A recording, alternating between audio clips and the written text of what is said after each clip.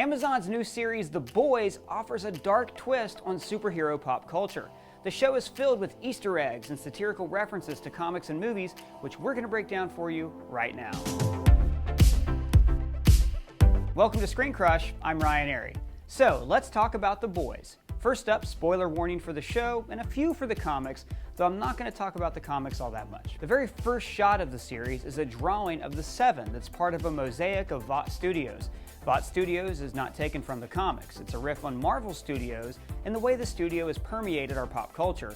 And lines like, "People love a team up," is a riff on how every Marvel movie seems to feature at least two franchise stars. And the line in the final episode, sequel after sequel after sequel, refers to how the MCU and really all franchise movies just seem to be endless and go on forever. This image is actually drawn by Derek Robertson, the artist of the Boys comic. Robertson and fellow artist John McCrae get a shout out in a later episode as well. You see Robertson over there, McCrae? The Seven is a direct parallel to the Justice League of America, who were started with 7 original core members.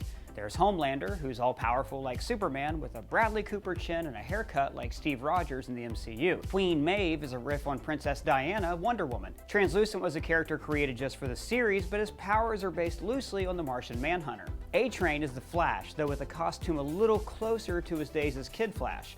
The Deep is obviously Aquaman, with his ability to talk to fish being used as a punchline. My ability to talk with fish is of no help, Wonder Woman. If I just touch it, will you shut up? Lamplighter, who doesn't appear in the series except as a photo, is Green Lantern. We don't know much about Black Noir, but he does fill the dark, brooding hero role like Batman, except Black Noir plays music and Batman only dances to music. The newest member of the team is Starlight, a spin on DC's Stargirl, but in the series, her cape has changed to look a little bit more like DC's Captain Marvel. This image of the Seven was even designed to look very similar to marketing materials for the Justice League movie. In episode 1, Madeline Stillwell casually mentions the new movie, G-Men World War. G-Men is the Boys comics answer to the X-Men, and I especially love the way the film is titled, with the team name, subtitled, like most MCU sequels. I remember when sequels just had numbers. Vought headquarters is filled with other superhero TV and movie homages. The large conference table is reminiscent of the Justice League's meeting place in the Hall of Justice, except that table was round to emulate the equality of King Arthur's Knights of the Round Table. The Seven's table comes to a sharp point where Homelander sits and presides over all of the group's actions. In fact, their table more closely resembles the Legion of Doom, the team of DC's supervillains. It is the purpose of the Legion to align our infamous forces against the powers of good and defeat them. This relief sculpture is made to emulate the statue of the Avengers seen during the credits of Avengers Age of Ultron. Stillwell tries to sell Baltimore on a hero called Nubian Prince. Fits your population's demo, but not too militant. A spoof of King T'Challa, the Black Panther. In later episodes, we'll meet Ezekiel, a copy of Mr. Fantastic and Mans, both elongated and plastic. There's also Popclaw, inspired by the Marvel mutant X-23. Simon Pegg plays Huey's father, and this is great casting because Huey's design in the comic book was actually based on Simon Pegg. And the uber geek Pegg wrote the intro to the Boys' first trade paperback collection. But that's also the only way this casting makes sense because Simon Pegg did not nail down this accent.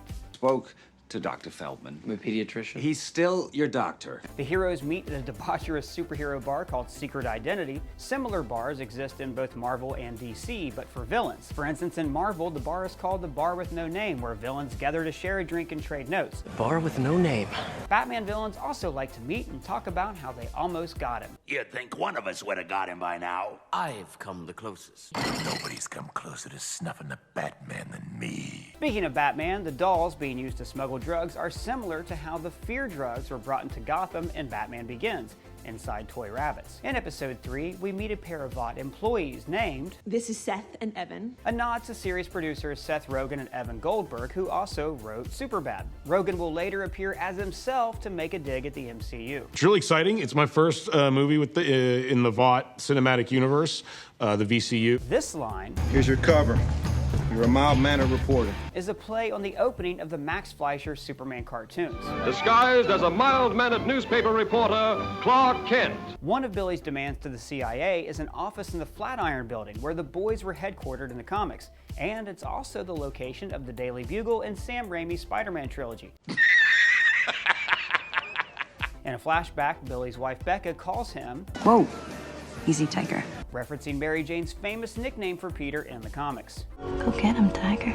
And the race between Shockwave and A-Train is very similar to the Flash and Superman's frequent foot races in the comics and the Justice League post-credits scene. A-Train says that if he loses the race, he'll be off the team. If I don't win, I'm out. Possibly alluding to this hilarious joke from Justice League. If I win, you're off the team.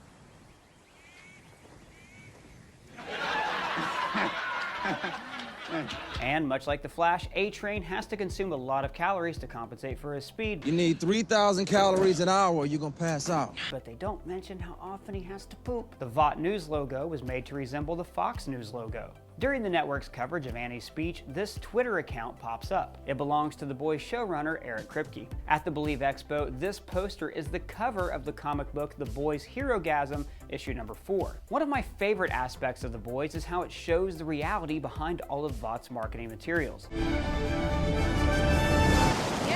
For instance, this fake Americana life they've created for Homelander, which is made to mirror Clark Kent's childhood. However, the only object Homelander is actually attached to is his baby blanket. Who put the f***ing blanket on the bed? This is another spin on Superman, whose cape was made from the blanket his parents wrapped him in before sending him away from Krypton. Haley Joel Osment appears as Mesmer, a washed-up former child star, which is pretty meta because Haley Joel Osment is a former child star, and the Academy Award nominee hasn't really done much since the 2000s. I see dead careers. Nah, I'm just kidding. He's great in Future Man. Billy Zane is also at the convention playing himself. We saw Zane earlier in a movie alongside Popclaw. You got the right to remain silent, bitch. I did not kill your partner. And this is the movie scene that she's role-playing with her landlord.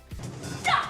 In the name of the law! I want to point out that I don't think Zane is playing a suit, because the sign here says heroes and headliners, making him and Tara Reid headliners. Still, I love the casting of Zane as a B-list superhero celebrity because he starred in a 90s B-list superhero movie, The Phantom. One member of the support group says her spine was crushed by Tech Knight, a member of the team Payback, which is a riff on the Avengers. Tech Knight is a kind of combination of Batman and Iron Man, with Batman's technical skills, Batman's a scientist, and Iron Man's libido. There's a neat little Star Trek reunion in this scene between Simon Pegg and Carl Urban, who were crew members of the Enterprise in the Kelvin timeline. In the heartbreaking plane crash scene, Maeve asks Homelander to try to stop the airplane. This is something Superman has done several times in the movies and comic books, but Homelander points out that this isn't really how physics works. I don't know, fly at it, ram it straight. That kind of speed, either the plane goes ass over tit or I'll punch straight through the hull. The season finale's first scene ends with this line, Mission accomplished.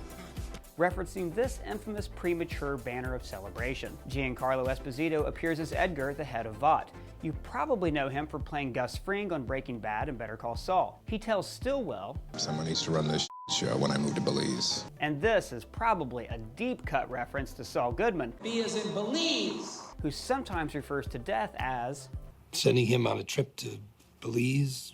This is also a reunion for Esposito and showrunner Eric Kripke, who worked together on Kripke's short-lived show Revolution. But that's not the only reunion. Ellsworth himself, Jim Beaver, shows up as the Secretary of Defense. He's worked with Kripke on all of his shows, including Revolution, Supernatural, and Timeless. Jim Beaver is also in Sister Act and Turner and Hooch. I stumbled across this information when I found the YouTube page Jim Beaver Fans, which really deserves more subscribers. This has nothing to do with The Boys, I just didn't know that, and it blew my mind, like when I realized that Mike Ehrmantraut was in Gremlins. Well, that's all the Easter eggs we found. If you find more, please let us know them in the comments below. And hey, if you want us to do more videos about The Boys, please also let us know in the comments. For Screen Crush, I'm Ryan Airy.